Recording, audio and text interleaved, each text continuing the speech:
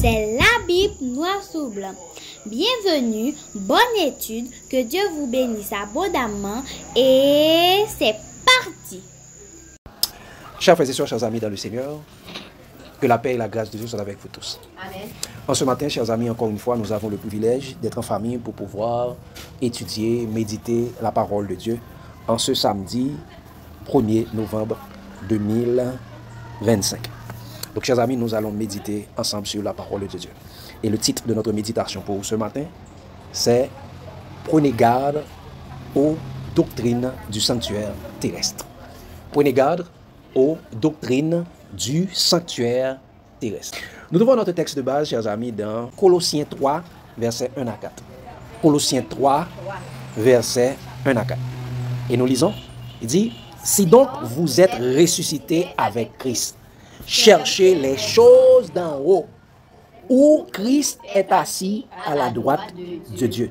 Affectionnez-vous aux choses d'en haut et non à celles qui sont sur la terre. Car vous êtes morts et votre vie est cachée avec Christ en Dieu. Quand Christ, votre vie, paraîtra, alors vous paraîtrez aussi avec lui dans la gloire. » Chers amis, prenez garde aux doctrines du sanctuaire terrestre. Bien avant d'aller plus loin, chers amis, nous prions ensemble. Dans le Père Céleste, en cet instant, nous allons étudier ta parole. Que la sagesse d'en haut, ton Saint-Esprit vienne nous imprégner pour nous conduire dans toute la vérité et nous enseigner toutes choses afin que nous puissions apprendre, comprendre, appliquer et partager ta parole pour notre croissance spirituelle. En Jésus, nous t'en prions. Amen. Chers amis, prenez garde aux doctrines du sanctuaire terrestre. Chers frères et sœurs, chers amis, un ancien frère et ami, lorsque j'étais adventiste du 7e jour, nous savons que les adventistes du 7e jour parlent beaucoup du sanctuaire. Ils vous dit que la doctrine du sanctuaire terrestre est une doctrine qui est extrêmement vaste. Il y a plus de 70 études pour couvrir cela et même 70 études, et on va jamais en finir avec l'étude du sanctuaire. Pour les Juifs également, la doctrine du sanctuaire est très importante. Et également, malheureusement, ces derniers temps, la doctrine du sanctuaire est en train de gagner également le protestantisme. Parce qu'ils sont actuellement dans l'œcuménisme. Et également, la doctrine du sanctuaire terrestre est d'une extrême importance également pour les catholiques. Parce que le pape, on appelle le pape le souverain pontife, c'est-à-dire il est le souverain sacrificateur. Si vous regardez le trône, la chaise du trône du pape, il est entre deux chérubins. Il est également entre deux anges. Donc, pour les catholiques, le pape est le souverain sacrificateur sur la terre. Sur la terre. C'est pourquoi, lorsqu'ils construisent leur cathédrale, ils les construisent de façon compliquée. C'est en accord avec la doctrine du sanctuaire terrestre. Eh bien, chers amis, un ancien frère et ami, lorsque j'étais adventiste du 7e jour, avec qui j'avais l'habitude d'échanger sur les actualités prophétiques pendant des heures et des heures chaque semaine, malheureusement, ce frère, que j'aime beaucoup, s'est séparé de moi parce que nous avons enseigné que la loi du Mont Sinaï venait de Satan et de ses anges. Et vous connaissez ce frère, je ne vais pas citer son nom. Il m'a fait savoir qu'il n'ose même pas répéter ce que nous avons enseigné sur la loi, tellement cela est grave. Il m'a dit, comment pouvons-nous dire que la loi du Mont Sinaï venait des démons, Satan et ses anges déchus, alors que les 2 tables de pierre des 10 commandements écrites du doigt de leur Dieu, selon l'Ancien Testament, a été placé dans l'arche de l'alliance du sanctuaire terrestre. Et le livre de Moïse était à côté de l'arche et les deux étaient dans le lieu très saint du sanctuaire terrestre. Et il m'a dit que, comment vous pouvez imaginer une telle chose? Je lui ai dit, ce que nous avons enseigné bibliquement sur la provenance satanique de la loi du Mont Sinaï n'est rien de ce que le Saint-Esprit nous a enseigné dans la parole de Dieu sur la provenance du sanctuaire terrestre. Cet ancien frère était extrêmement choqué, il a changé le sujet. Et étant donné que j'ai un autre frère en Christ de la Guadeloupe qui m'a contacté pour témoigner sa grande joie de découverte sur cette série d'enseignements sur la provenance de la loi du Mont Sinaï, il m'a demandé de présenter une étude sur le sanctuaire terrestre également, ainsi que notre frère en Christ, qui est du côté des États-Unis d'Amérique, qui m'avait fait la même demande sur le sanctuaire terrestre. Parce que si la loi du Mont Sinaï provenait de Satan, alors que la loi, les 10 commandements qui étaient gravés sur les tables de pierre, et la loi et les livres de la loi de Moïse a été mis exactement dans le lieu très saint du sanctuaire terrestre, la loi à l'intérieur de l'arche, le livre de la loi à côté de l'arche, tous les deux étaient dans le lieu très saint du sanctuaire céleste, eh bien, comment cette loi sortie de Satan peut être ici dans le sanctuaire terrestre? Et c'est pourquoi je lui ai dit, eh bien, on fera une étude sur cela. C'est pourquoi aujourd'hui nous faisons cette étude. Prenez garde aux doctrines du sanctuaire terrestre. Prenez garde aux doctrines du sanctuaire terrestre. Ok. Eh bien, chers amis, nous allons entrer.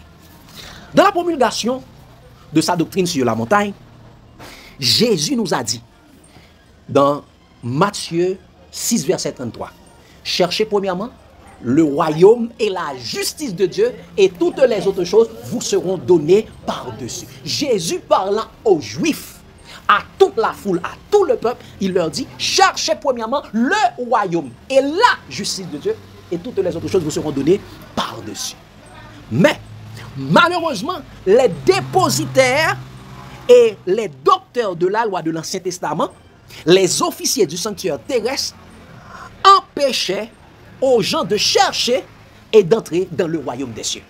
Eux, ils étaient docteurs de la loi, ils étaient officiers du sanctuaire terrestre, ils étaient dépositaires de la loi, ils empêchaient aux hommes de chercher et d'entrer dans le royaume des cieux. Regardez ce qu'il a dit, chers amis, dans Matthieu 23, le verset 13. Malheur à vous, scribes et pharisiens, hypocrites, parce que vous fermez aux hommes le royaume des cieux, vous n'y entrez pas vous-même et vous n'y laissez pas entrer ceux qui veulent entrer. Qui ça? Docteurs de la loi, scribes, pharisiens, sadducéens et sacrificateurs. Qu'est-ce qu'ils ont fait, chers amis? Ils sont assis, depuis le verset 1er, on dit, ils sont assis dans la chair de Moïse. Et dit, qu'est-ce qu'ils ont fait? Ils ont fermé aux hommes le royaume des cieux. Ils ne sont pas entrés eux-mêmes et ils ne veulent pas laisser aux autres d'y rentrer également. Mais ils officiaient dans le sanctuaire.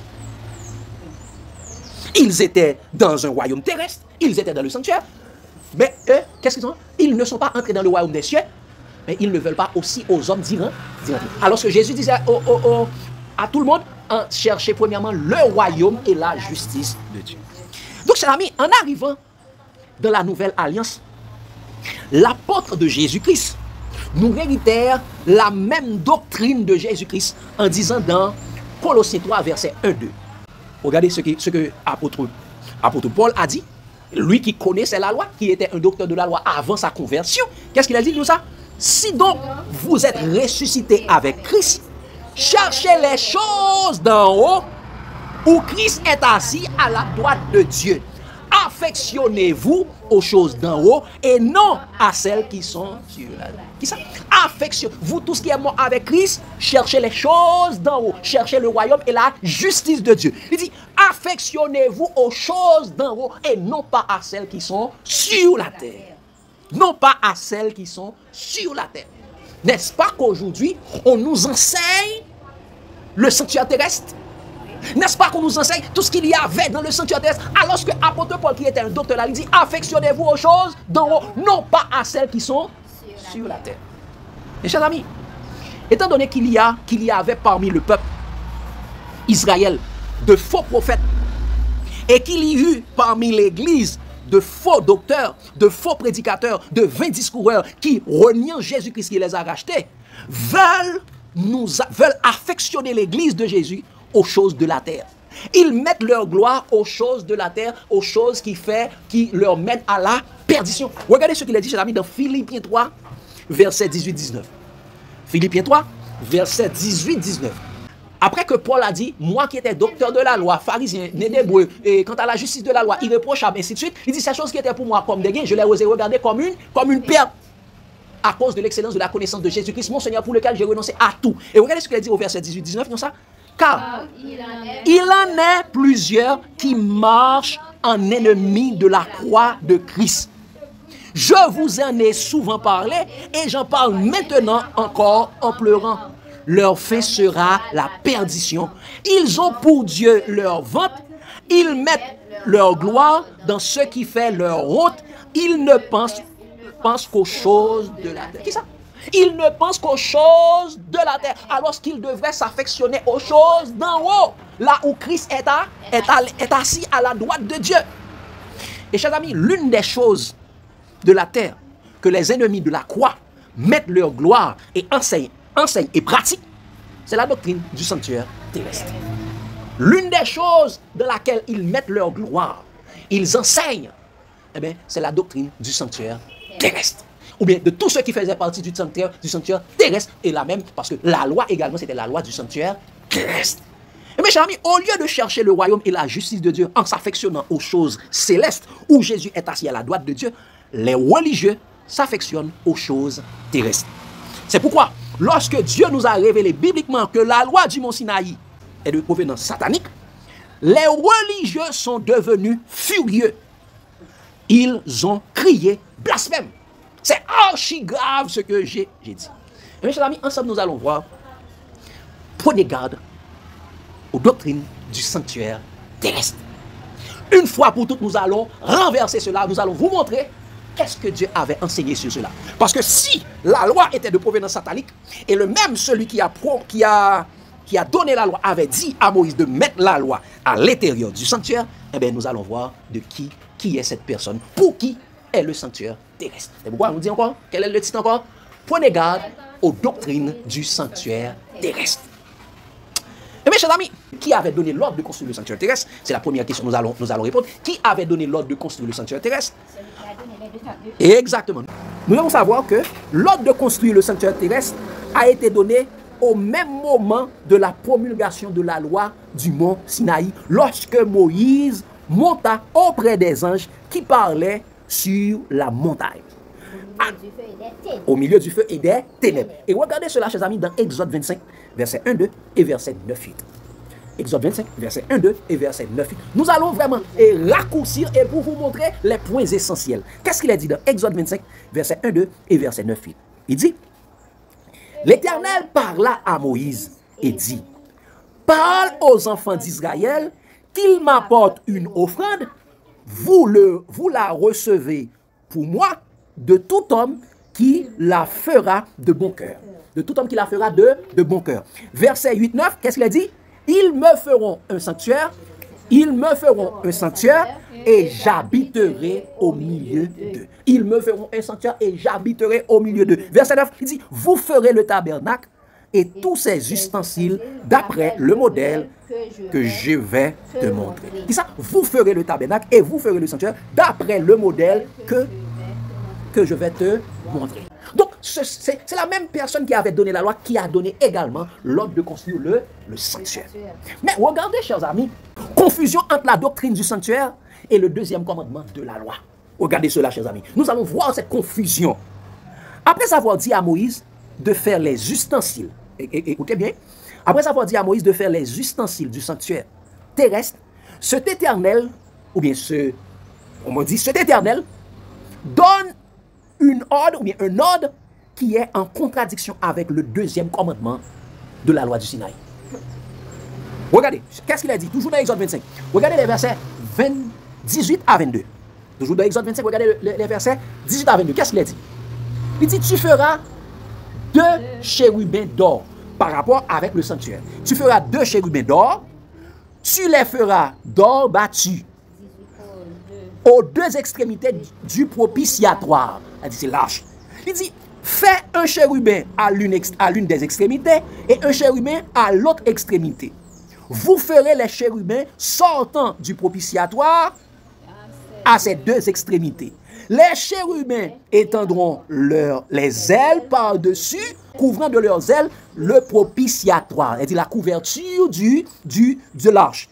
Et ce faisant face l'un à l'autre. Les chérubins auront la face tournée vers le propitiatoire. Tu mettras le propitiatoire sur l'arche, c'est-à-dire c'est la couverture, et tu mettras dans l'arche le témoignage que je te donnerai. Le témoignage, c'est la loi.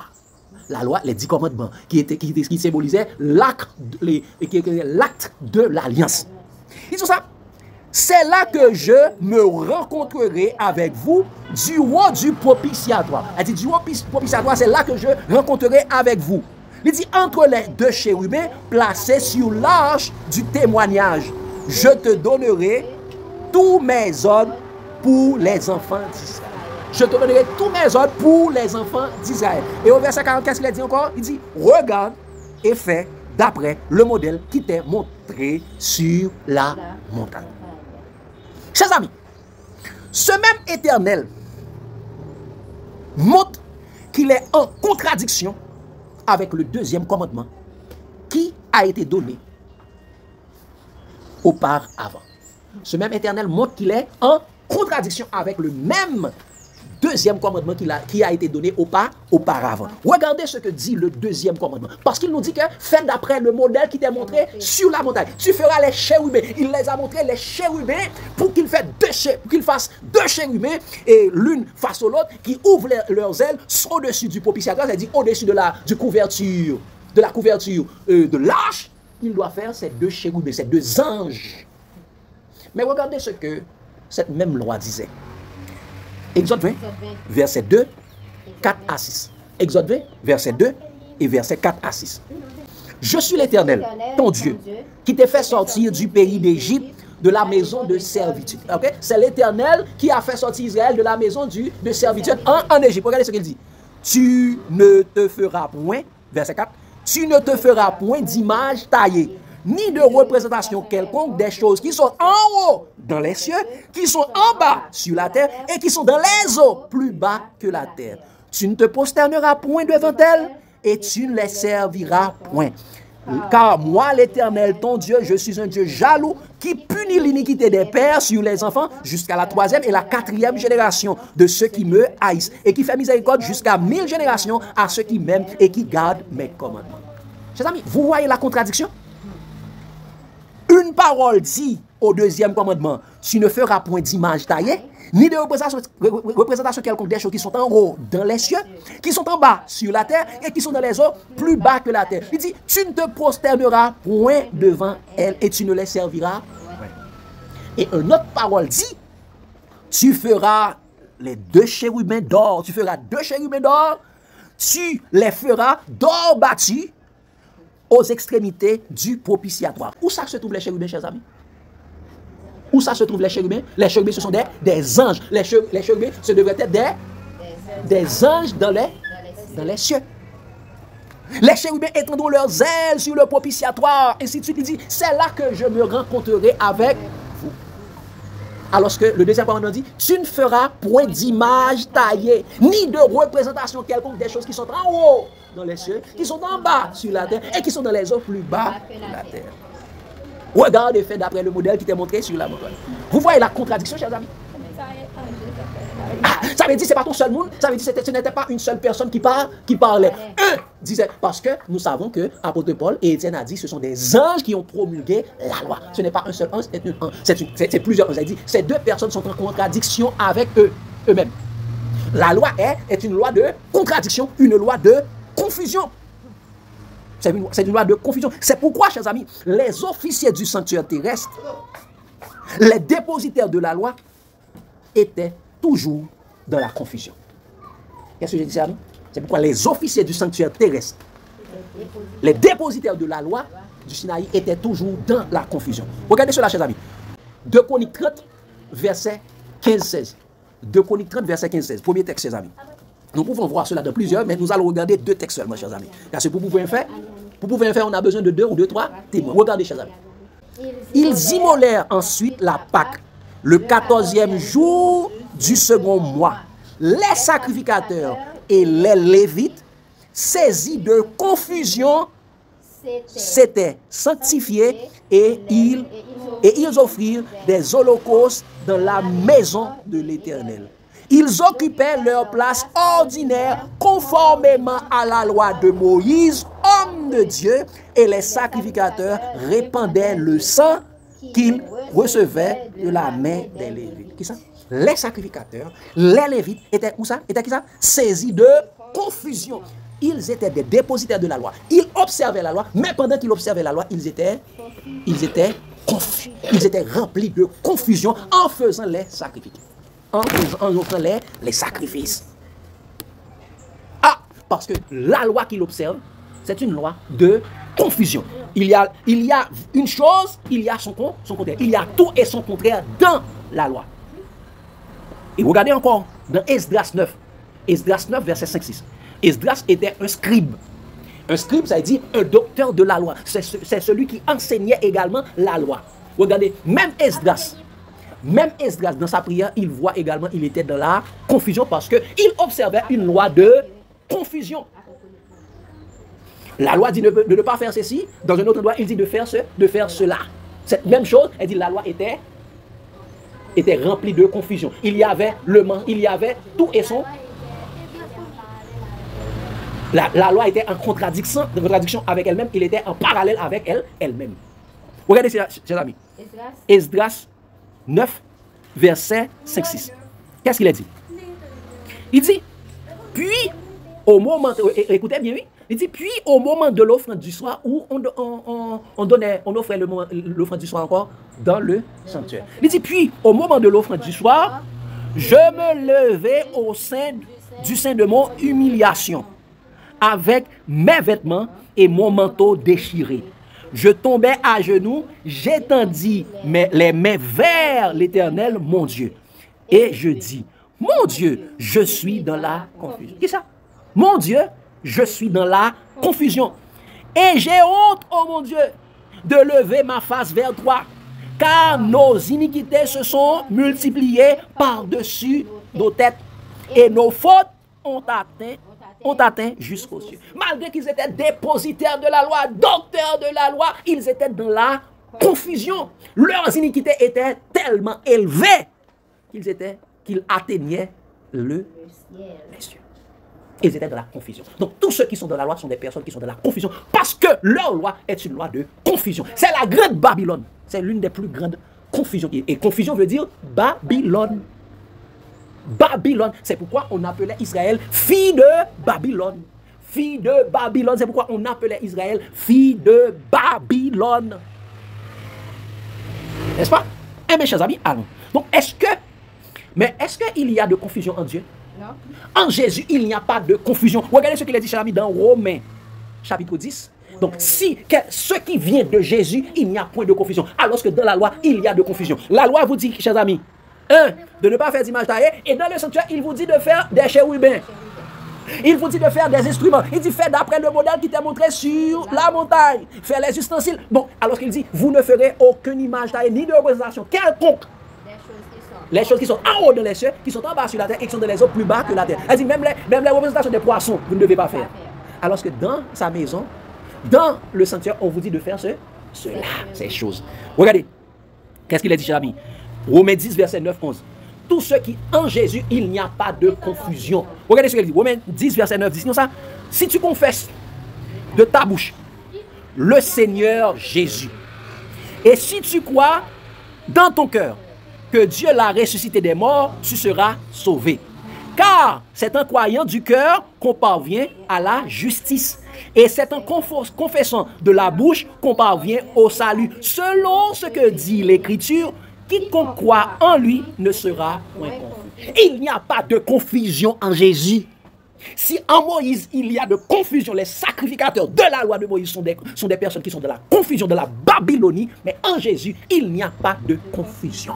Celui qui croit en Jésus ne sera point confus. Il a dit ne sera pas, non, ne sera point confus. En Jésus, il n'y a point de confusion. Alors que dans la loi, il y a de confusion. Parce que dans la loi, il y a plusieurs personnes, il y a plusieurs anges qui sont en train de parler. Et c'est un royaume divisé. Et tout royaume divisé sera dévasté, a dit Jésus. Et regardez cela également, chers amis, dans 1 Pierre 2, verset 4-6. Vous voulez lire également? Le Romains 9, verset 32? Oui. Romains 9, verset 3, lis pour nous, s'il te plaît. Selon qu'il est écrit. Voici, je mets en Sion. Voici, je mets en Sion. Une pierre d'achoppement. Je mets en Sion une pierre d'achoppement. Et un rocher de scandale. Et un rocher de scandale. Et celui qui croit en lui. Et celui qui croit en lui. Ne sera point confus. Et quel est celui, chers amis? Jésus. Et regardez cela, comme tu as dit, et Fayou. Et regardez cela, chers amis, dans 1 Pierre 2, verset 4-6. 1 Pierre 2, verset 4-6. En Jésus, il n'y a point de confusion. En Dieu, il n'y a point de confusion. Donc, si vous voyez que vous êtes dans la loi de Moïse, il y a de confusion, ça dit cela ne vient pas de Dieu. Regardez ce qu'il dit. Il dit, approchez-vous de lui, pierre vivante, rejetée par les hommes, mais choisie et précieuse devant Dieu. Et vous-même, comme des pierres vivantes, édifiez-vous pour former une maison spirituelle. Une maison spirituelle, pas une maison charnelle, non, une maison spirituelle. Un saint sacerdoce, ça dit, la première sacerdoce n'était pas sainte. Une saint sacerdoce afin d'offrir des victimes spirituelles, pas des victimes charnelles, agréables à Dieu par Jésus-Christ. Car il est dit dans l'Écriture, voici, je mets en Sion une pierre angulaire, choisie, précieuse, et celui qui croit en elle ne sera point confus. Donc, celui qui croit en Jésus ne sera point confus. Donc, s'il y a de confusion dans la loi, entre les 10 commandements de la loi et le commandement de construire le sanctuaire, elle dit cela ne vient pas de Dieu. Eh bien, chers amis, c'est pourquoi nous faisons cette étude. Prenez garde aux doctrines du sanctuaire terrestre. Dans la loi et le sanctuaire terrestre, il y a de la confusion. Donc, prenez garde aux doctrines du sanctuaire terrestre. Prenez garde, c'est faire attention. Regardez attentivement pour déceler est-ce que cela vient de Dieu ou cela ne vient pas de Dieu. Regardez cela, chers amis. Nous allons voir maintenant, chers amis, les mensonges du sanctuaire terrestre. Qu'est-ce que nous allons voir, chers amis? Les mensonges du sanctuaire terrestre. Nous avons vu nous avons vu premièrement les contradictions entre le sanctuaire terrestre et la loi des 10 commandements. Nous avons vu la confusion qui existe. Maintenant, allons regarder les mensonges du sanctuaire terrestre. Chers amis, c'est du gros ce que nous sommes en train de voir là. C'est du lourd. Premier mensonge. Nous allons voir. Qu'est-ce qu'il a dit dans le sanctuaire? Il dit, ils me feront un sanctuaire et j'habiterai au milieu d'eux. Tandis que la parole de Dieu nous dit, Dieu n'habite point dans des maisons ou des temples faits de mains d'homme. Allons regarder, chers amis. On retourne dans Exode 25, verset 1, 2 et verset 8. Il est dit, chers amis, Exode 25, verset 1, 2 et verset 8, dit ça. L'Éternel parla à Moïse et dit, nous t'avons lu tout à l'heure, vous l'avez lu tout à l'heure, vous pensez que nous avons ça dans la tête. Il dit, l'Éternel parla à Moïse et dit, parle aux enfants d'Israël, qu'ils m'apportent une offrande, vous la recevez pour moi de tout homme qui la fera de bon cœur. Ils me feront un sanctuaire et j'habiterai au milieu d'eux. Donc, chers amis, la construction du sanctuaire terrestre provenait des dons, des offrandes données par le peuple. Et qui avait donné ces dons? Ce sont des hommes. Et il dit, ce sont des hommes qui devraient construire le sanctuaire. Parce qu'il dit, ils me feront un sanctuaire et j'habiterai du milieu. Qui ça? Ils me feront un sanctuaire. Regardez la contradiction avec la parole de Dieu, la parole des prophètes. Qu'est-ce qu'il a dit dans Psaume 127, verset 1? Si l'Éternel, il dit cantique des degrés, Psaume de Salomon, si l'Éternel ne bâtit la maison, celui qui la bâtit travaille en vain. Si l'Éternel ne garde la ville, celui qui la garde veille en vain. Qui ça? Ce même Salomon a dit, si l'Éternel ne bâtit la maison, celui qui la bâtit travaille en vain. Vous voyez la confusion lorsque les hommes étaient dans la vie. Est-ce qui a bâti le temple? Salomon. Il lui-même a dit, bon peut-être c'était dans la fin de sa vie, il a vu cela, il dit si l'Éternel ne bâtit la maison, celui qui l'a bâti travaille en vain. Il a vu que lui, il travaillait en vain. Parce que regardez cela, chers amis. Regardez la contradiction. Allons dans Acte 7. Acte 7, chers amis, les paroles de... Parce que, chers amis, il y a Jésus qui a révélé tous les secrets, les cabales des Juifs. Il y a également Étienne, inspiré du Saint-Esprit, qui a révélé cela. Et il y a apôtre Paul. S'il y a 3 personnes que les docteurs de la loi, les Juifs, raillent, et beaucoup, c'est Jésus, apôtre Paul et Étienne. C'est pourquoi ce sont les 3 personnes qu'ils ont tuées également. Ils ont tué Jésus, ils ont lapidé Étienne, ils ont lapidé Paul. mais Paul n'était pas mort. Ils l'ont arrêté également pour le tuer, mais Paul avait appelé à César. C'est ça qui a sauvé la vie de Paul. Jésus est venu, Jésus a sauvé la vie de Paul. Paul a renoncé à sa nationalité pour ne pas être mort. Mais regardez cela, chers amis. Allons dans Acte 7, verset 46 à 50. Où Étienne va retracer l'histoire pour dire qu'il y avait un sanctuaire.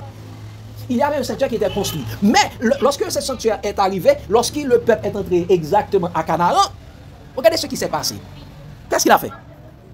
Parce que Étienne va mettre les deux ensemble. Que le sanctuaire, que le temple qui était construit, le temple fixe qui avait été construit. C'est ça.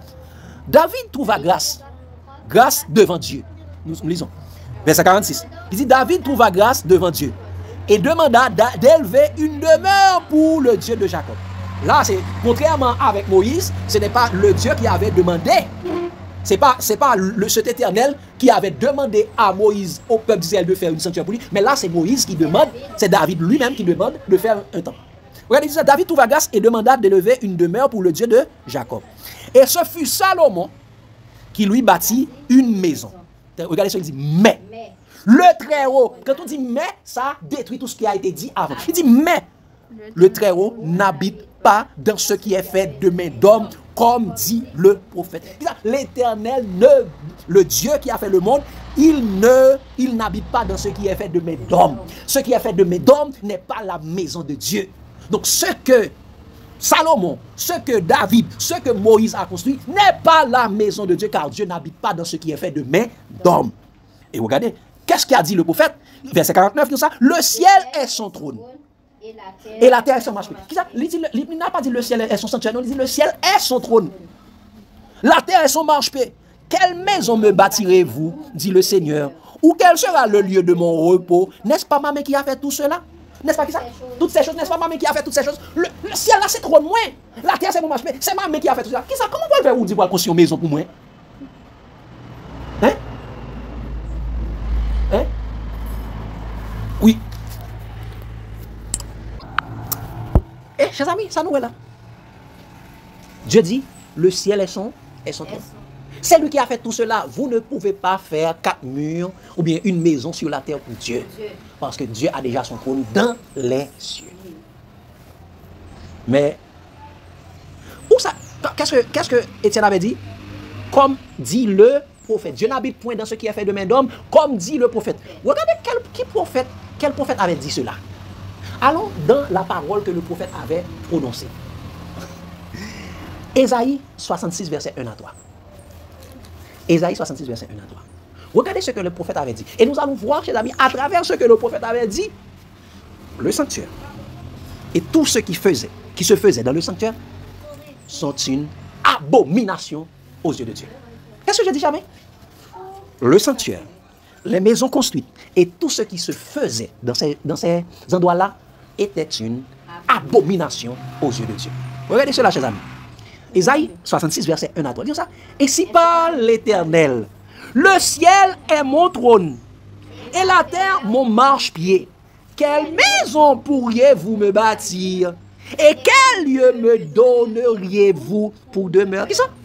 Le ciel est mon trône, la terre mon marche-pied. Quelle maison nous capables de faire pour moi? Quel lieu vous me donnerez comme repos? Il dit, regardez ce verset 2, dit ça. Toutes ces choses, ma main les a faites. Et toutes ont reçu l'existence, dit l'Éternel. Voici, je dis, toutes ces choses, portent qui ça? L'existence de l'Éternel. Il dit ça, voici sur qui je porterai mes regards. Voici sur qui je porterai mes regards. Sur celui qui souffre et qui a l'esprit abattu. Sur celui qui craint ma parole. Oh, voici sur celui que je porte mes regards, sur celui qui a le cœur abattu, sur celui qui souffre et celui qui a la crainte de mes paroles. Regardez, qu'est-ce qui se faisait dans le sanctuaire encore? On offrait des sacrifices, on immole. Et regardez ce que Dieu a dit. Parce que c'est pourquoi on fera également une autre étude sur de qui viennent les sacrifices pour le péché. Regardez ce que Dieu a dit. Donc ça, celui qui immole, écoutez cela, celui qui immole un bœuf est comme celui qui tuerait un homme. Qui ça?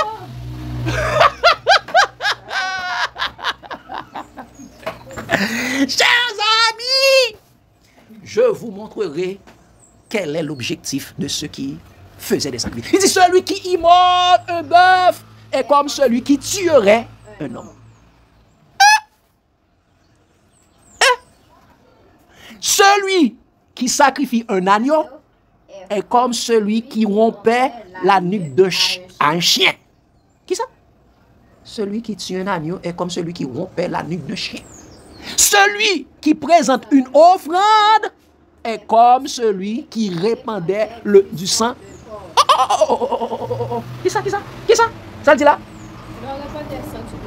Ça dit, moun qui t'a offert offrande de passer sacrifice, il dit c'est même genre moun qui a répandre sans cochon. Ou répandre sans vide. Ça veut dire, c'est même genre avec sacrifice, bois caïman que t'as fait là.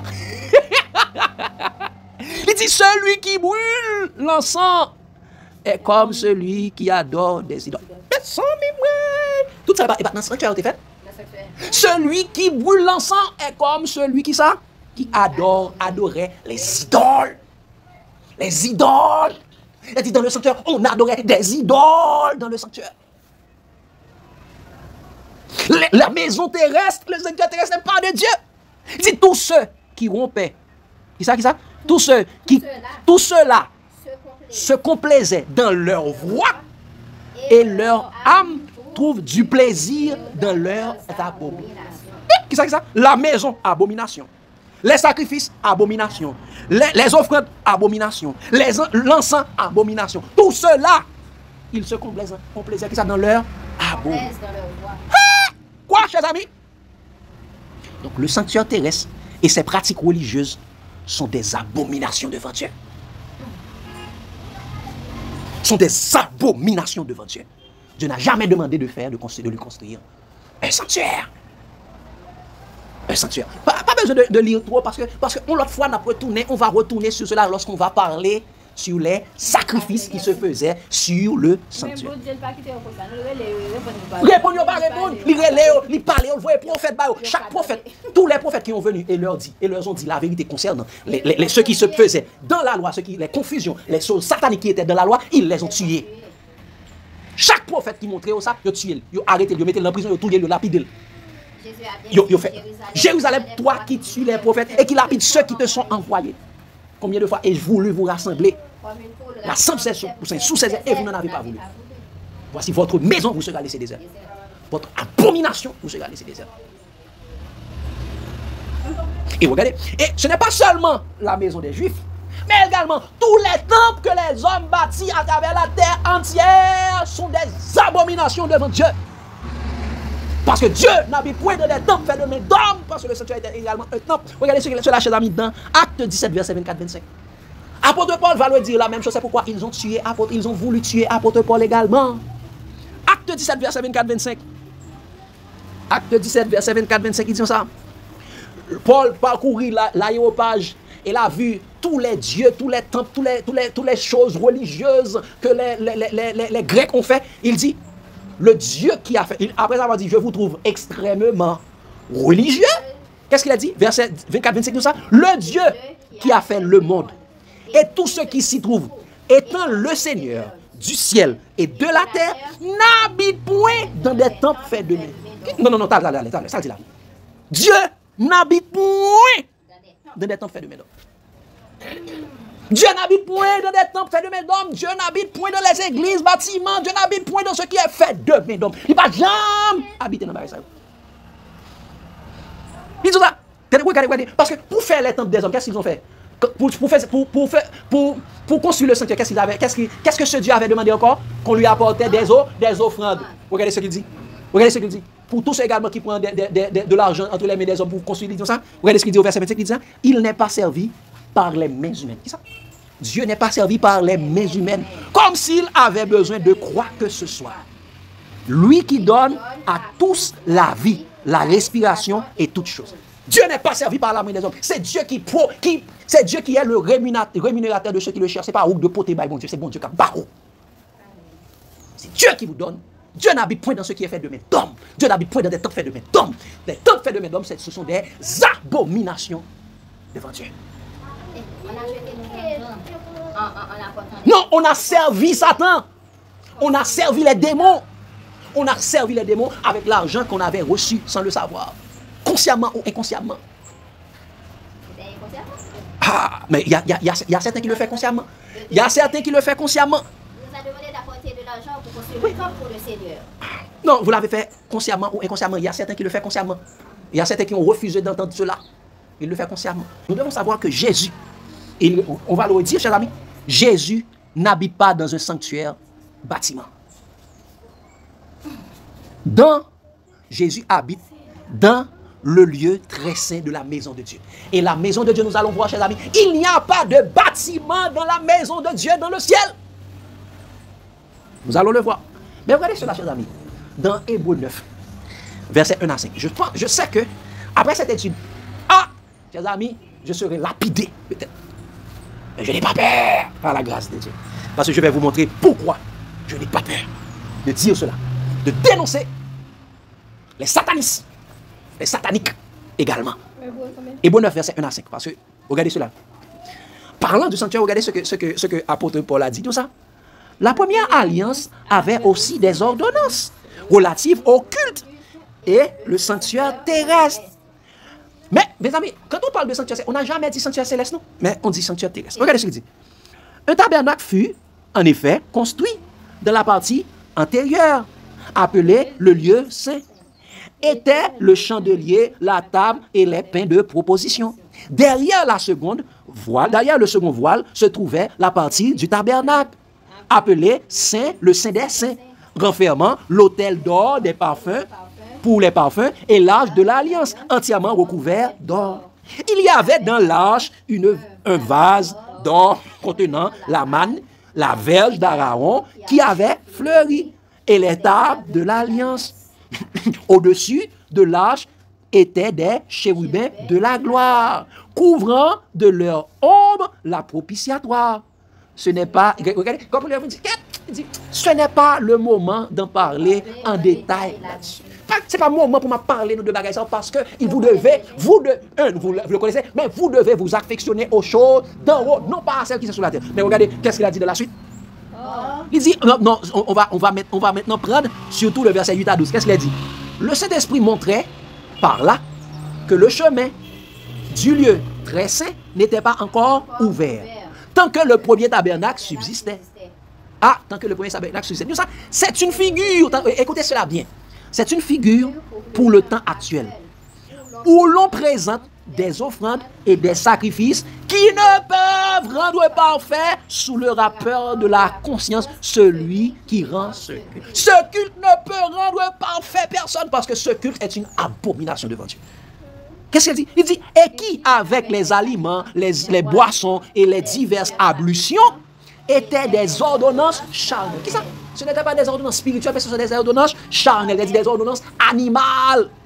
Il dit imposer seulement jusqu'à une époque de réformation. Vous devez vous réformer, retourner, revenir à Dieu parce que là, la voie sur laquelle vous êtes n'est pas la voie de Dieu. Il dit, mais Christ, regardez, mais Christ est venu comme souverain sacrificateur des biens à venir. Il a traversé le tabernacle plus grand et plus parfait. Donc ça dit plus grand et plus parfait. Ça dit ce qui était là était imparfait. Donc ça, qui n'est pas construit de main d'homme. C'est-à-dire qui n'est pas de cette création. Oh, dans cette création, il n'y a pas de sanctuaire pour Dieu là. Christ est entré dans le sanctuaire qui n'est pas de cette création, qui n'est pas fait de main d'homme. Donc, sans cette création, il n'y a pas de maison de Dieu sur la terre. Qu'est-ce qu'il a dit? Il a dit, au verset 12, ça, il est entré une fois pour toutes dans... Non, attendez. Il est entré une fois pour toutes ça, dans le lieu très saint. N'est-ce pas que les hommes nous disent que Jésus, lorsqu'il est monté dans le ciel, il a attendu 2003, et il a attendu ça 1844 pour entrer. Jésus est mort en l'an 31. Jésus a attendu 1844. Hein? 1803 années pour aller dans le lieu. Oui. Hein? Oui, 1813 années pour aller dans le lieu très saint. Mais qu'est-ce que le texte nous dit? Il est entré une fois pour toutes. Il est entré une fois pour toutes dans le lieu très saint. Non avec le sang des boucs et des veaux, mais avec son propre sang, ayant obtenu une rédemption éternelle. Qui ça? Prenez garde, chers amis, aux doctrines du sanctuaire terrestre. Dans les trucs, non, Jésus est entré en 1844 dans le lieu. Comme si Jésus est monté, il est monté dans le lieu saint. Il a attendu 1844, 1800, il a attendu 1813 ans pour aller dans le lieu saint. Il dit, Jésus est entré une fois pour toutes. Il est allé assis à la droite de Dieu. Prenez garde aux doctrines du sanctuaire terrestre. Parce que l'ordre de construire le sanctuaire terrestre n'est pas de Dieu. Et tout ce qui n'est pas de Dieu est du diable. Tout ce qui n'est pas de Dieu est du diable. Allons regarder un deuxième mensonge. Nous avons vu, chers amis. Ce que nous sommes en train de voir là, c'est du dur, c'est du lourd. C'est du lourd. Et j'attends tous les hommes qui vont venir en face de Dieu pour contredire cela dans la Bible. Qu'est-ce qu'il a été dit encore? Fait d'après le modèle qui t'est montré sur la montagne. Deuxième mensonge. Fait d'après le modèle qui t'est montré sur la montagne. Tandis que, chers amis, il n'y a pas de sanctuaire bâtiment dans le ciel. Qu'est-ce qu'il dit? Il dit, fait d'après le modèle qui t'est montré sur la montagne, alors que il n'y a pas de sanctuaire bâtiment dans le ciel. De quelle montagne? Est-ce que c'était la montagne de l'Éternel? Regardez cela, chers amis. Qu'est-ce qu'il a dit? Dans Exode 25, verset 9 et verset 40. Exode 25, verset 9 et verset 40. Regardez ce qu'il a dit, chers amis. Il dit, vous ferez le tabernacle et tous les ustensiles d'après le modèle que je vais te montrer. Il a montré, et cet Éternel a montré toutes les choses. Et regardez ce qu'il a dit au verset 40, il dit, regarde, et fait d'après le modèle qui t'est montré sur la montagne. Beaucoup de personnes disent, ah non, ça c'est la maison de Dieu. Il a fait voir le sanctuaire qui est dans la maison de Dieu. Est-ce qu'il y a de sanctuaire dans la maison de Dieu? Est-ce qu'il y a un temple bâtiment dans la maison de Dieu? Regardez la contradiction. Allons dans Apocalypse 21. Chers amis, allons dans Apocalypse 21 pour voir. Ah, il y a plein de... Exactement. Qu'est-ce qu'il a dit dans Apocalypse 21? 21 verset 1 à 3, première partie. Nous allons lire. Il dit, puis, je vis un nouveau ciel et une nouvelle terre, car le premier ciel et la première terre avaient disparu, et la mer n'était plus. Et je vis descendre du ciel, d'auprès de Dieu, la ville sainte, la nouvelle Jérusalem, préparée comme une épouse qui s'est parée pour son époux. Qui ça? Je vis descendre du ciel, la ville sainte, la nouvelle Jérusalem, préparée comme une épouse. Ça veut dire, la nouvelle Jérusalem n'est pas une maison. Si elle est comme une épouse, quelle est l'épouse? L'épouse, c'est l'église. Et l'église, c'est nous. Donc, ça veut dire, la nouvelle Jérusalem, ce sont des hommes. Ce sont des hommes. Hein? Préparé, la nouvelle Jérusalem préparée comme une épouse. Qu'est-ce que l'épouse? Il dit, Marie, aimez vos femmes comme Christ a aimé l'église. Et c'est livré lui-même. Et qui est l'église? L'église, c'est nous. Nous sommes le corps de Christ. Donc, la nouvelle Jérusalem, ce sont des hommes. Ce sont des hommes qui descendaient. Ce sont des hommes qu'on appelle la nouvelle Jérusalem. Ce n'est pas un bâtiment. Ce n'est pas une cité. Non. Et ça fait, il dit ça. Et vous êtes la lumière du monde, une ville située sur une haute montagne. Et ça veut dire ça. Je vois la ville sainte, la nouvelle Jérusalem préparée comme une épouse. Vous descendez sur ça. Vous êtes la lumière du monde, une ville située sur une haute montagne, ne peut être cachée. Donc la nouvelle Jérusalem, ce sont les saints. Il continue pour dire, verset 3, il dit, et j'entendis du trône une forte voix qui disait, voici le tabernacle de Dieu avec les hommes. Il habitera avec eux, son peuple, et Dieu lui-même. Ah, voici, non, les tabernacles de Dieu, ce sont les hommes. Il dit, il habitera, il m'a dit, ils me feront un sanctuaire, j'habiterai dans une de noms, tout ça. Voici le tabernacle de Dieu avec les hommes. Il habitera avec eux. Ils seront son peuple et Dieu lui-même sera leur Dieu. Waouh! Contrairement à ce que disaient les anges des ténèbres du Sinaï. Regardez les versets 9, 10 et verset 22. Pour continuer. Qu'est-ce qu'il a dit, cher ami? Disons ça. Puis, un des 7 anges, pour montrer qu'on est dans le ciel, on est avec les hommes. Regardez ce qu'il a dit. Puis, un des 7 anges qui tenait les 7 coupes remplies des 7 derniers fléaux vint et m'adressa la parole en disant, viens. Je te montrerai l'épouse et la femme. Je te montrerai l'épouse, la femme de l'agneau. La nouvelle Jérusalem, je vais montrer l'épouse et la femme de l'agneau. Quelle est l'épouse encore? L'épouse, c'est l'église. Verset 10, ça. Il me transporta en esprit sur une grande et haute montagne. Et il me montra la ville sainte, Jérusalem, qui descendait du ciel d'auprès de Dieu. ayant la gloire de Dieu. Oh. Il me montra la Nouvelle Jérusalem, donc la Nouvelle Jérusalem, il a dit, épouse-la. Exactement, c'est le monde qui est monté, les Jésus qui cherché dans l'Apocalypse 20, Jésus monté avec eux, qu'on allait redescendre. Qu'on allait redescendre cette église glorieuse, sans tache ni ride, ni rien de semblable. Ils descendent. Regardez ça, il dit dans verset 22. Après le film décrit, Nouvelle Jérusalem, il dit, et tête porte, chaque porte ça représente les apôtres, ainsi de suite. Regardez ça, il dit au verset 22. Je ne vis point de temple dans la ville, car le Seigneur, Dieu Tout-Puissant, est son temple, ainsi que l'agneau. Quel est le temple de Dieu? Dieu lui-même. Quel est le temple de Dieu? Dieu lui-même est le temple de Dieu. Qu'est-ce que ça? Il n'y a pas de temple bâtiment dans le ciel. Il n'y a pas de sanctuaire bâtiment dans le ciel. Dieu lui-même est le temple. L'agneau est le temple de Dieu. C'est pourquoi lorsque Jésus disait aux Juifs, détruisez ce temple, et en 3 jours je le relèverai, il nous a fallu 46 ans pour construire ce temple. Mais il dit, Jésus parlait du temple de son corps. Dieu habite en Jésus. Je suis dans le Père, et le Père est en moi. Moi et le Père, nous sommes un. Dieu nous a transportés dans le royaume du Fils de son amour. C'est un mystère. Il n'y a pas de temple bâtiment, de sanctuaire bâtiment dans le ciel. Il dit, je ne vis point de temple. Pendant que c'est là, il dit, je ne vis point de temple. Qu'est-ce que ça? Je ne vis point de temple. Alors que, ils ont ça. Regarde et fait d'après le modèle qui t'est montré sur la montagne. Ah, ça veut dire, chers amis, ce n'est pas le ciel que Moïse regardait. Ce n'est pas le ciel que Moïse regardait. Il regardait le trône des esprits méchants dans les lieux célestes. Ce n'était pas la maison de Dieu. Le sanctuaire terrestre n'est pas la maison de Dieu. Il n'y a pas de sanctuaire bâtiment dans le ciel. Comment se fait-il que celui qui parlait dans les ténèbres du Sinaï puisse dire, fait d'après le modèle qui t'est montré sur la montagne, alors qu'il n'y a pas de sanctuaire bâtiment dans le ciel? Hein? Quoi, chers amis? Ah, les choses sont mucho. Vous connaissez le monde qui t'apprend. Allons dans Hébreu 8. Hébreu 8, verset 4 à 6. Hébreu 8, verset 4 à 6. Regardez ce qu'il dit. Parce qu'il y a plusieurs personnes qui peuvent prendre cela. Regardez ce qu'il dit. Verset 4 à 6. Regardez ce que l'apôtre est en train de dire aux Hébreux qui croyaient dans le sanctuaire. Regardez ce qu'il dit sur ça. S'il était, en parlant de Jésus, parce que Jésus est entré dans le verset 1, le point capital. Le point capital de ce qui vient d'être dit, c'est que nous avons un tel souverain sacrificateur qui est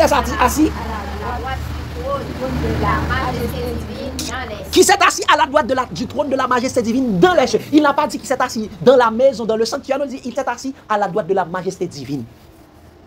Il y a le trône de Dieu dans le ciel. Il n'y a pas de bâtiment. Regardez maintenant, verset 4-6, parce que nous allons pas lire tout.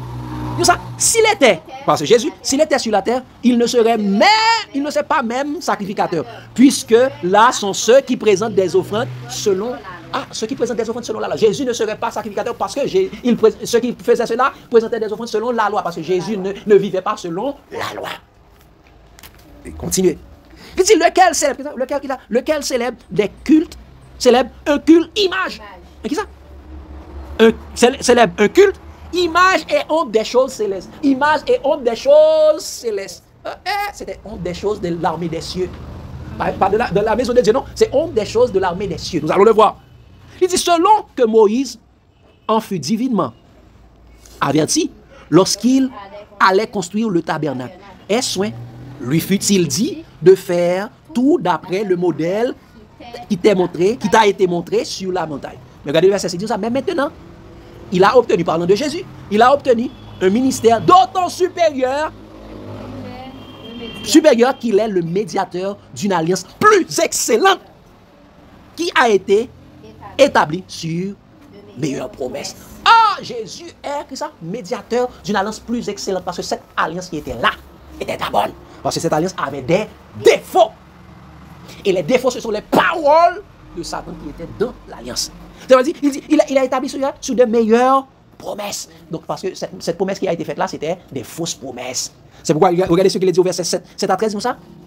En effet, si la première alliance avait été sans défaut, il n'aurait pas été question de la remplacer par une seconde. On a remplacé la première alliance parce qu'il y avait des défauts. Il y avait des paroles de Satan dans l'ancienne alliance.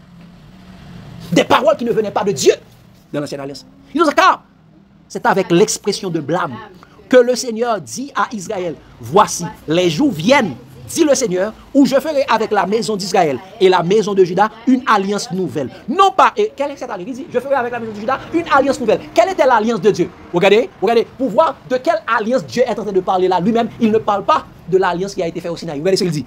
Il dit, non pas comme l'alliance que je traitais avec leur père, le jour où je les saisis par la main pour les faire sortir du pays d'Égypte. Ah, Dieu a traité son alliance lorsqu'il faisait sortir le peuple Israël du pays d'Égypte. C'était là, la Pâque. Il dit, mais regardez, l'attitude de peuple, il dit ça. Car ils n'ont pas persévéré dans mon alliance et moi aussi, je ne me suis pas soucieux. Ils n'ont pas persévéré dans mon alliance. Ah, ils n'ont pas gardé l'alliance de Dieu. C'est pourquoi l'alliance avait des défauts. Ils ont pris une autre alliance, l'alliance qui a été gravée sur des pierres.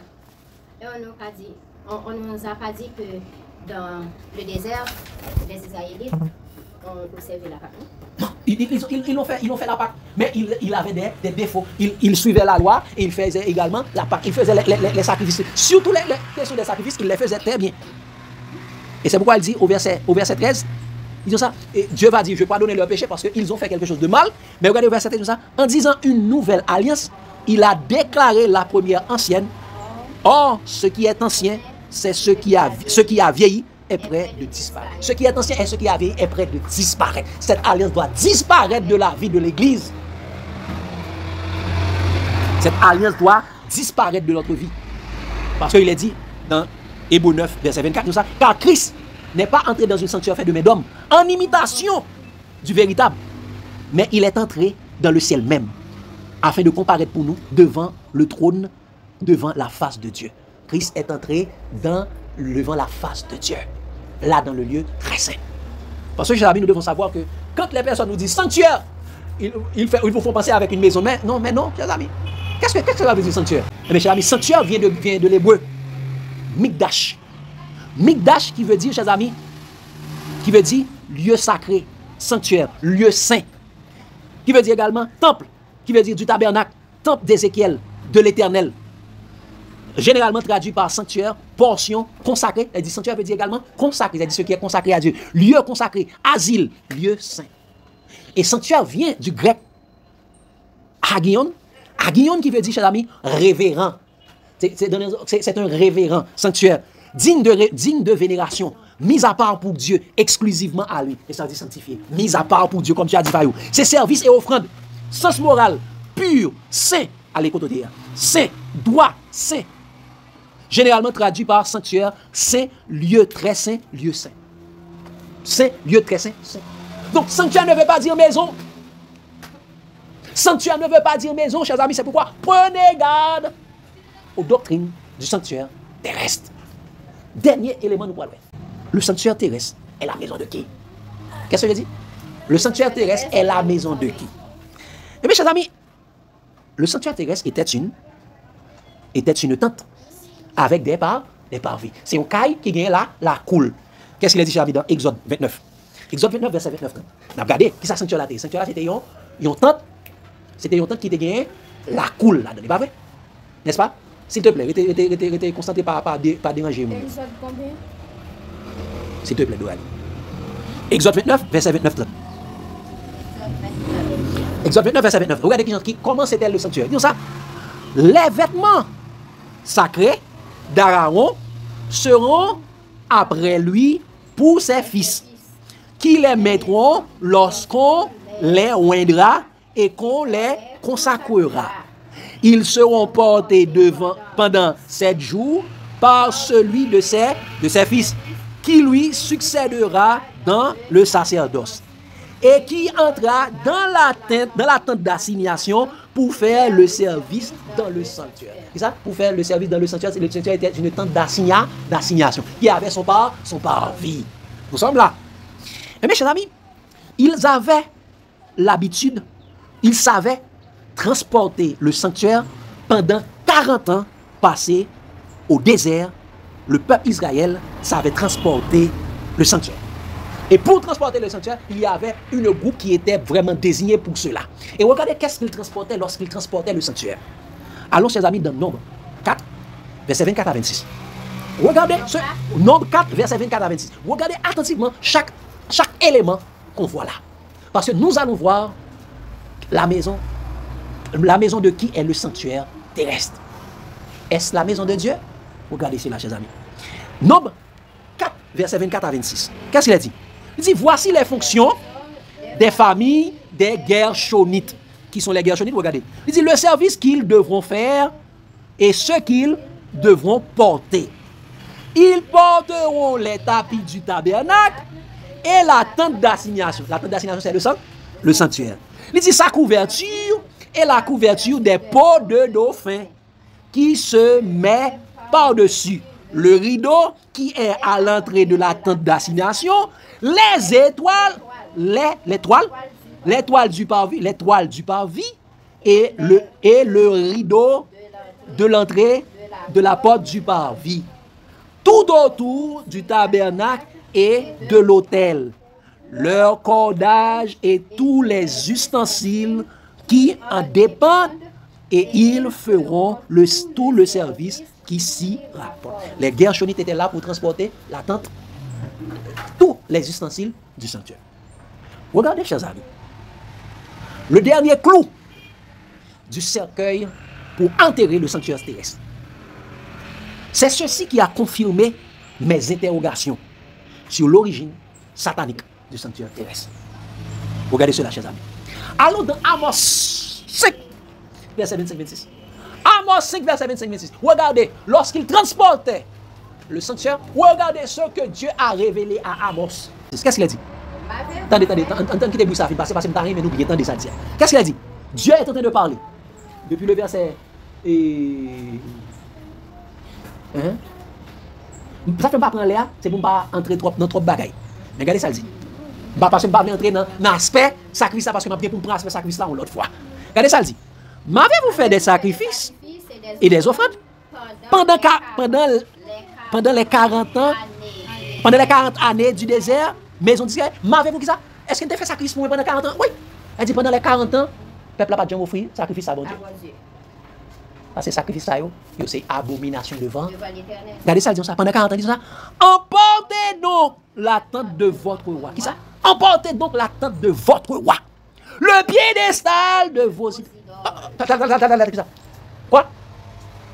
La tente qu'ils transportaient, c'était la tente de leur roi. Le piédestal de vos idoles. Qui ça? L'étoile de votre Dieu que vous êtes fabriqué. Qui ça? Qui ça? Ils ont transporté le piédestal de leurs idoles. La tente qu'ils transportaient, qui était le sanctuaire, était le piédestal de leur Dieu, de leurs idoles. L'étoile de leur Dieu qu'ils ont fait, qu'ils ont fabriqué. Quoi, chers amis? Pendant 40 ans, pendant 40 années dans le désert, Israël a transporté la tente de leur roi, le piédestal de leurs idoles, l'étoile du Dieu qu'ils ont fabriqué eux-mêmes. Et tout cela était où ça, chers amis? Tout cela faisait référence à quoi? Non, tout cela faisait référence à quoi? Tout cela faisait référence au sanctuaire. Mais regardez, chers amis, arrivé dans le Nouveau Testament, Étienne va renverser cela totalement. Étienne, rempli du Saint-Esprit, va être beaucoup plus clair dans cela. C'est pourquoi ils ont tué Étienne. Regardez ce qu'il dit, chers amis. Acte 7, verset 42-43. Ne va pas lire en pile. Appelez simple pour nous capable bien clair, chers amis. Regardez ce qu'il a dit. Acte 7, verset 42-43. Acte 7, verset 42-43. Qu'est-ce qu'il a dit? Alors, dans le désert, parlant de le désert, ce qui s'est passé après qu'ils ont fait le veau d'or, ainsi de suite. Eh bien, qu'est-ce que Dieu s'est fait? Après qu'ils ont reçu la loi, ils ont fait le veau d'or. Eh bien, regardez ça. Alors Dieu se détourna et les livra au culte de l'armée. C'est ça? Au culte de l'armée du ciel. Ils ont adoré les anges, les esprits méchants dans les lieux célestes. Selon qu'il est écrit dans le livre des prophètes, m'avez-vous, c'est ce que Amos avait dit, m'avez-vous offert des victimes et des sacrifices pendant 40 ans au désert, maison d'Israël? Est-ce que c'est pour moi que tu as offert sacrifice? Non. Regardez à qui est-ce que tu as offert sacrifice là. Regardez ça, dit, verset 43. Attendez bien. Là, ils ont porté qu'est-ce que ça te dit ça Non, ça, vous avez porté la tente de votre roi. Regardez qui était le roi d'Israël. Vous avez porté la tente de Moloch. Qui ça? Vous avez porté la tente de Moloch. Et l'étoile du Dieu rampant. Rampant, qui ça? C'était Dieu ça qui était Dieu, le peuple Israël. Vous avez porté la tente de Moloch et l'étoile du Dieu enfant. Ces images que vous avez faites pour les adorer, aussi vous transporterai-je au-delà de Babylone. C'est avec Babylone, nous semblait. C'est une confusion, nous. Vous avez porté la tente de Moloch. Le sanctuaire terrestre était la tente de Moloch. L'étoile du Dieu renfant. Qui ça? Depuis que je ouais, bagay ça, je me dis, sanctuaire, je me dépose à terre, tout doucement. Je me dis, sanctuaire, je me dis, regarde côté de Dieu, te vle mener, je manque mourir. Ça me pas qu'on est. Un, Dieu se détourna d'eux. Ils se sont livrés au culte de l'armée du ciel. Ils ont offert des sacrifices qui sont en abomination avec Dieu. Ils ont porté la tente de Moloch, l'étoile du Dieu renfant, et c'était leur Dieu. Ils ont adoré les images. C'est pourquoi ils ont été transportés à Babylone. Parce que Babylone, c'est là où on a adoré ça. Mais on dit, ok, pas de problème. Qu'est-ce que ça? Donc, chers amis, prenez garde aux doctrines du sanctuaire terrestre. Les nègres quand les hommes vous font affectionner aux choses de la terre, c'est pour vous conduire à la perdition. C'est pourquoi, après, Étienne va dire au verset 44 à 50, tout ça, nos pères au désert, nos pères avaient dans le désert, pour voir c'est de quoi il parle, regardez le verset 44 à 50, tout ça, nos pères avaient au désert le tabernacle du témoignage, comme l'avait ordonné celui qui dit à Moïse de faire d'après le modèle qu'il avait vu. Il va dire selon Dieu, non, il dit celui qui lui avait dit. Et tout ça. Et nos pères l'ayant reçu, l'introduisit sous la conduite de Josué dans le pays qu'il était possédé par les nations que Dieu avait chassé devant eux. Il y resta jusqu'à David. Jusqu'au jour de David. David trouva grâce devant Dieu et demanda d'élever une demeure pour Dieu, pour le Dieu de Jacob. Parce que ça, c'était la tente de Moloch. David lui dit, bon, font l'autre maison pour mon Dieu. Mais David ne comprenait rien. Il dit ça. Et ce fut Salomon qui lui bâtit une maison. Il dit, mais Dieu, dans le très haut, n'habite pas dans ce qui est fait de main d'homme. Même ça, Salomon fait, ce n'est pas la maison de Dieu. Dieu n'habite pas dans ce qui est fait de main d'homme. Quelle maison me bâtirez-vous? Parce que tout ce qui est fait de main d'homme est une abomination devant Dieu. N'est-ce pas maman qui a fait tout cela? C'est pourquoi, à la fin, Étienne va leur dire, homme au cou raide, verset 51, homme au cou raide, ainsi on considère de cœur et d'oreille. Vous vous opposez toujours au Saint-Esprit. Ce que vos pères l'ont été, vous l'êtes aussi. Vous vous opposez toujours au Saint-Esprit. À chaque fois, Saint-Esprit parle aux prophètes pour leur révéler ce que vous faites là, le sanctuaire dans lequel vous êtes, les sacrifices que vous faites. C'est une abomination à Dieu. Ne le faites pas. Ils s'opposent toujours au Saint-Esprit. Car c'est poussé par le Saint-Esprit que des hommes ont parlé de la part de Dieu. Et vous voyez ce qu'il dit? Païen. Oui. C'est Satan. C'est Satan qu'on appelle Moloch. Moloch ou bien Belzébul ou bien Baal. C'est même non ça. Oui. Et fait chaque côté, oui, il y a offert mon Abel. Chaque côté lié, il y a ton nom. Pour Israël, il fait le porter nom l'Éternel. Pour l'autre côté, il fait le porter nom Moloch. Il y a de côté, il fait le porter nom Baal. Il y a de côté, il fait le porter nom Belzébul. Le prince des ténèbres. Qui ça? Regardez ça dit, et peut-être ça, c'est pourquoi Étienne va dire au verset 53, non ça, vous qui avez reçu la loi d'après des commandements d'anges, et qui... Non, c'est pourquoi, depuis le verset 52, formule, exactement, verset 52, ça dit ça. Lequel, chaque prophète qui va dire la vérité, ça vous fait, dit ça, lequel des prophètes, vos pères, n'ont-ils pas persécuté? Ils ont tué ceux qui annonçaient d'avance la venue du juste, que vous avez livré maintenant et dont vous avez été les meurtriers. Vous avez pour père le diable. Et vous voulez accomplir les désirs de votre père. Il est meurtrier dès le commencement. Et vous avez été les meurtriers comme le diable. Comme le diable, parce que c'est le diable que ceux qui servaient dans le sanctuaire servaient.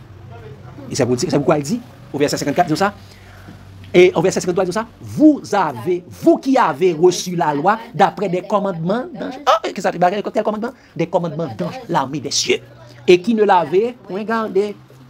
En entendant ces paroles, ils étaient furieux dans leur cœur. Ils graissèrent les dents contre lui. Et au vidé sur Étienne, ils ont varé sur Étienne et l'ont lapidé. Parce qu'ils disaient la vérité. Ils ont lapidé Étienne. Donc, chers amis, prenez garde aux doctrines du sanctuaire terrestre. Moi-même, en disant cela, il y a des gens qui disent ça. Ah, moi-même, pas même. Je n'oserais même pas dire, répétez ce que vous dites là. Dès qu'on dit même j'avais, mais quand on est en Jésus, on n'a pas peur. On n'a pas peur de démasquer les œuvres des ténèbres. C'est pourquoi vous regardez ce qu'il dit dans Luc, 1er verset 1 à 4. Luc 1er verset 1 à 4. Voici mon réconfort. Lorsque Dieu dit cela, voici mon réconfort. Et où était celui qui parlait? Où était ceux qui parlaient de la montagne de Sinaï encore? Ils étaient où ça? Dans la lumière ou dans les ténèbres? Ils étaient dans les ténèbres, d'après Deutéronome 4, verset 11 à 13 et Deutéronome 5, verset 22-23. Regardez ce qu'il dit dans Luc 12, verset 1 à 4. C'est pourquoi Luc 12, verset 1 à 4. Moi, j'ai de la force de dénoncer tous ceux qui enseignent le sanctuaire sont des satanistes et des sataniques. Inconsciemment ou consciemment, ils servent Satan, le diable.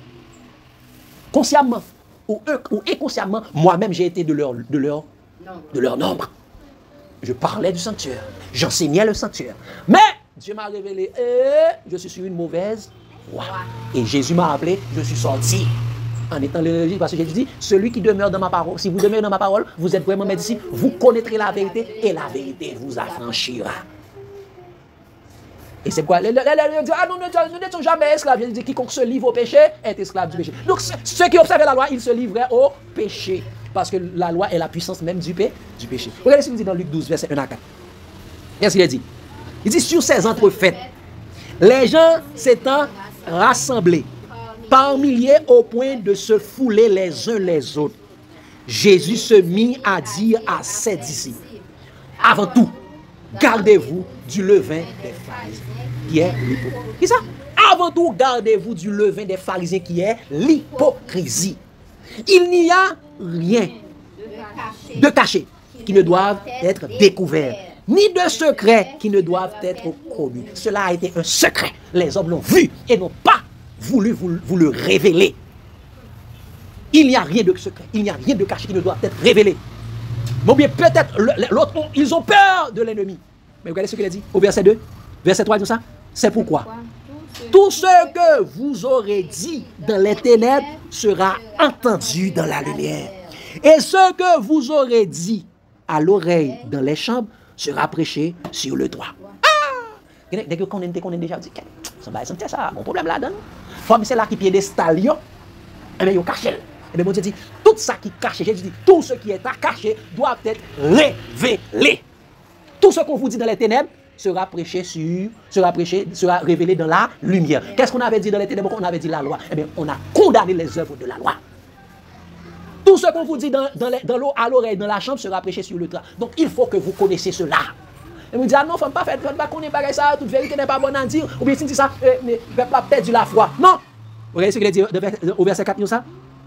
Je vous dis, à vous qui êtes mes amis. À vous qui êtes mes amis. Il dit, je vous appelle plus serviteur parce que le serviteur ne sait pas ce que c'est son maître, mais je vous ai appelé ami parce que je vous ai fait connaître tout ce que j'ai appris de mon Père. Il a dit, vous qui êtes mes amis, ne craignez pas ceux qui tuent le corps et qui, après cela, ne peuvent rien faire de plus. Et pourquoi, lorsque Étienne a dit cela, ils l'ont tué. Étienne n'a pas peur de la mort d'enseigner que le sanctuaire venait de Satan. Le sanctuaire terrestre est de provenance satanique. C'est Satan, c'était la maison de Satan. La maison de Moloch. La maison de Moloch. La tente du Dieu enfant. Des images contenant les images des idoles que le peuple Israël adorait dans le désert. C'est pourquoi, malgré que Jésus est venu, ils n'ont pas accepté Jésus. Aujourd'hui encore, ils veulent construire le 3e temple. Parce qu'ils ont pour père le diable. Et ils veulent faire les désirs de leur père. Donc, chers amis, avant tout, il faut noter ce mot. Avant tout, gardez-vous du levain des pharisiens qui est l'hypocrisie. avant tout, avant de vouloir servir le vrai Dieu, le seul vrai Dieu, il faut se débarrasser de l'enseignement, des enseignements hypocrites des sectes religieuses et pernicieuses du judaïsme, dans laquelle il y avait pharisiens, sadducéens, hérodiens, zélotes, nazaréens du temps passé.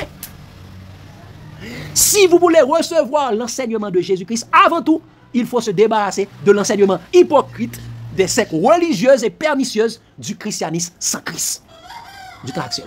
Adventistes, pentecôtistes, et catholiques, ainsi de suite. Il faut vous débarrasser de ces fausses doctrines sur le sanctuaire terrestre. Jésus nous dit que les enseignements venant des sectes religieuses est de l'hypocrisie. Hypocrisie veut dire, c'est le rôle. C'est hypocrisie, vient du grec hypocrisis. Hypocrisie qui veut dire rôle d'un joueur de théâtre. Dissimulation, hypocrisie. Vice consistant à s'attribuer une vertu, une croyance, ou une opinion, ou une piété, ou un sentiment noble que l'on n'a pas. Ce sont des hommes qui ont apparence de piété. Ils ne servent pas Dieu vraiment. Ils ne servent pas Dieu. Donc, chers amis, prenez garde. Les pharisiens et les sadducéens étaient des docteurs de la loi du sanctuaire terrestre. Et des hérodiens étaient des sacrificateurs, partisans d'Hérode, ils étaient eux-mêmes des officiers du sanctuaire terrestre. Leur but était de conduire le peuple à la perdition, privant le peuple de la science de Dieu et les empêchant d'aller dans le royaume des cieux. Mais maintenant, qu'est-ce que nous devons faire, chers amis? Nous devons nous affectionner aux choses d'en haut, non pas à celles qui sont sur la terre. Toute personne qui a enseigné, qui vous enseigne les choses de la terre, les sanctuaires terrestres, sont de provenance, leur doctrine est de provenance satanique. Ce sont des doctrines de démons. Ce sont des doctrines de quoi? Des doctrines de démons. Parce que nous devons nous affectionner aux choses d'en haut. Notre cité à nous est dans le ciel. Parce que tout ce qui est dans le monde, qui est dans cette terre, il est dit dans 1 Jean 2. Il dit, à partir du verset 1 Jean 2, Dorali que dit 1 Jean 2, à partir du verset 15, n'est-ce pas? Est-ce que vous comprenez? À partir du verset 15, dit ça, n'aimez point le monde, ni les choses qui sont dans le monde. Le monde est dit, ni les points la terre, ni les choses qui sont sur la terre. Si quelqu'un aime le monde, l'amour du Père n'est point en lui. Car tout ce qui est dans le monde, la convoitise des yeux, la convoitise de la chair, elle dit la convoitise de la loi, la convoitise des yeux sont ouais, l'orgueil de la vie, elle dit, regarde le temple, regarde le temple. Il était monté sur le montagne pour te faire regarder la construction. Regardez la construction. Il dit, son bagage qui est belle. C'est la convoitise des yeux. Il dit, verset 16, on relit verset 16 sur ça. Il dit, car tout ce qui est dans le monde, la convoitise de la chair, la convoitise des yeux et l'orgueil de la vie, ne vient point du Père, mais vient du monde. Et le monde passe et sa convoitise aussi. Mais celui qui fait la volonté de Dieu demeure éternellement. Affectionnez-vous aux choses d'en haut. Prenez garde aux doctrines du sanctuaire terrestre parce que c'est une doctrine satanique. C'est une doctrine diabolique. C'est pourquoi la loi diabolique a été mise exactement dans l'arche de l'alliance du sanctuaire terrestre. Parce que c'est affaire Satan, et bien, vous mettez affaire Satan dans le caille Satan. On mettait l'affaire du diable dans la maison du diable. C'est pourquoi, chers amis, la loi ne venait pas. Est-ce que c'est bon Dieu qui va mettre la loi en dedans caille Satan? Non. Ou bien, caille Satan, ou bien, ça. Si c'était loi, bon Dieu, tu vas mettre la caille, bon Dieu? Non. La caille Satan pour lui. C'est loi Satan. Et bien, là, pour aller la caille Satan.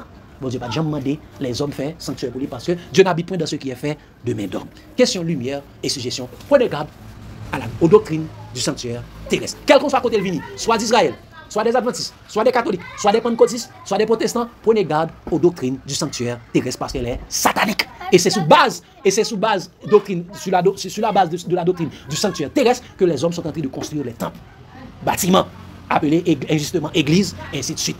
Quel est le temple de Dieu actuellement? Notre corps est le temple de Dieu. Question, lumière et suggestion, Faye. Oui, Daniel. Tu l'as oublié. Ok, vraiment. L'autre. Je n'en ai pas vu. Je n'avais pas vu. Question, lumière et suggestion. Dan, est-ce que tu as compris? De qui vient?